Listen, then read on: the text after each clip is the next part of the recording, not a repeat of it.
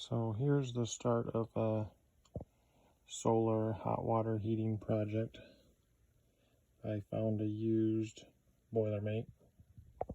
I already have a tankless water heater. So we plumbed the Boilermate in before the tankless water heater. Here's my cold water coming into the Boilermate. The hot water out of the Boilermate feeds into the tankless water heater. I've only been working on this one day, but this would be the heat exchanger portion of the Boilermate. I'm going to make this and attach it. I got 2 solar hot water panels I'm going to put on my roof and plumb that to that. So hopefully that can create some hot water in this Boilermate, and it will feed it into the tankless water heater. Potentially I could set on 120.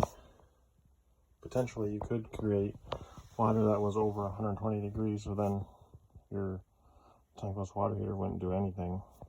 So this is a used Boilermate, and I got some free solar panels to utilize this, so I would call this my budget hot water heater project. This is the first day.